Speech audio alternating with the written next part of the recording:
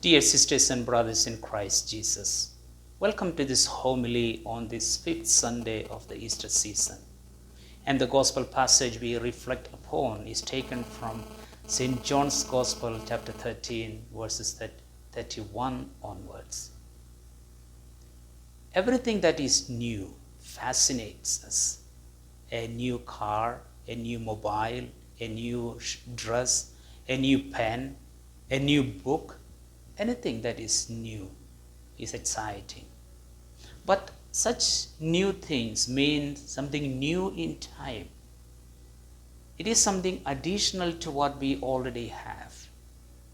And therefore it means we add upon things. But the strange thing about the new things is that after some time we are no more fascinated by it. Then we need another new thing. Something new again in time. Today's readings are about new things, especially the second reading and the Gospel passage. The second reading tells from the book of Revelation, a new heaven and a new earth. I will make everything new, says the Lord. And Jesus tells us, I give you a new commandment. Love one another as I have loved you. Now, what does this new here mean? Does it mean again something in addition, something new in time, the latest? To understand the difference, we need to look into the Greek word used. There are two Greek words for new. One is neos. That means something new in time. That's what we mean, something added, the latest one. And the second word used is kainos. Kainos means something new in its nature. It is not something new in time, but the same thing is renewed, something new in nature. And in both readings, the word for new used is kainos, which means God can help us to experience something new with the same old things, something new by its nature. And the ability to create something new, to make it something even better than the original, is a prerogative of God alone. We, with all our scientific inventions, innovations, and technologies, we cannot make the same thing, renovate something, renew something new to its original condition. God alone can do it. Because as St. Augustine says, God is a beauty ever ancient and ever new. And when St. John says, or when Jesus says, I give you a new commandment, I make everything new, as the book of Revelation says, it is something about helping us to experience a new way of life in our present situation. God is going to renew our current life. It doesn't mean we are going to get everything new, a lot of additions. The first part of the Gospel passage says, Judas went out and it was dark. Judas got something new in time, something to add to what he had, 30 silver pieces. And he thought, wonderful. So he went out. But he went out to darkness. That did not bring to him what he was expecting, the real newness of life. When Jesus said, I give you a new commandment, love one another as I have loved you, the Old Testament command is already there. From the book of Leviticus, chapter 19, verse 18, love your neighbor as yourself. So it is loving about your neighbor. So today we reflect upon what is meant by this newness in the commandment that Jesus gives, the newness in the love commandment. Let's start with the most explicit one, the most obvious one. The Christian love is new because it is extended to all. It includes everyone. There is no we and they. It's only a we. Rodney Stark is a professor of sociology and comparative religion. He has written a couple of books about Christianity from a sociological point of view. One of them is titled The Rise of Christianity. In it, he tries to understand the reasons why Christianity, which was only 0.007% of the Roman population in AD, around AD 50, became around 56% of the Roman population by AD 350. One of the reasons normally is quoted is the conversion of Emperor Constantine and the aftermath.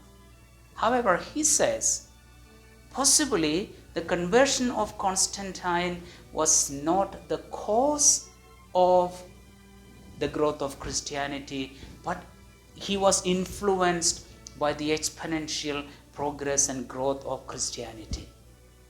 And what was influencing this, affecting this growth, is the loving service of Christian population. And especially he quotes the attitude and the service rendered by the church during the first plagues in Europe, AD 165, and which lasted quite for some time, and again in AD 260. Since it was so deathly, people were abandoning their family members, everyone affected by the roadside. So the death and the dying were piling up by the road. However, as Saint Bishop Dionysius of Alexandria says in his letters, while the other people, the pagans, left their dear and near ones to death, Christians went out to take care of them. They served them, and that saved a lot of lives. So this going out of one's own community to serve everyone, this all-inclusiveness is the newness of Christian life.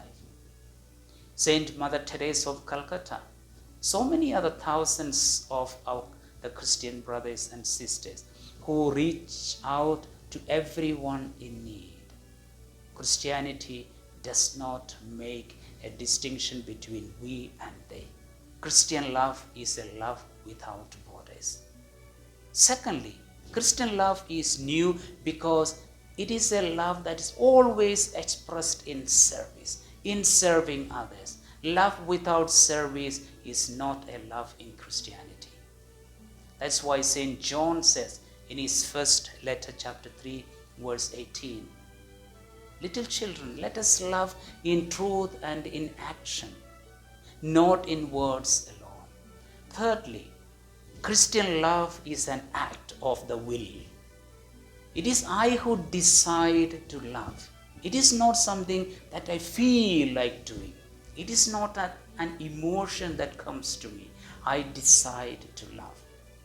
What else can explain the commandment of Jesus to love even the enemies? I may not feel like loving them, but I decide to love. Christian love is an act of the will. We decide to love. Whether it is enemies, whether it is people whom we like, whom we love or not, we decide. And that is what Jesus did. Otherwise, he couldn't pray from the cross, Father, forgive them. He decided. Our love must be our decision so that we can love everyone. Fourthly, Christian love is loving even in suffering. Love alone can take the pain of suffering away. We have so many examples. I don't need to explain. Look at our mothers, the pain they had in delivering and the joy they had, how joyfully they accepted the pain. If somebody whom we like, somebody whom we love does something, although they may not be really nice, we feel happy, we appreciate. But if the same thing is done by somebody whom we don't like, we are irritated, we are upset, we are angry. Why? Love makes the difference. Suffering's pain is removed by love alone. And love, real love, includes suffering. It should be willing to accept suffering for the people we love. That's what Jesus did. He underwent all the sufferings and the passion because he loved us. And finally, Christian love is a response to God's love. God loved Jesus. Jesus loved us with the same love, and we are expected to love the others with the same love. That's what St. John says, his first letter of St. John chapter 4, verse 10. Brethren, true love is this, that God loved us first. So we are responding to that love.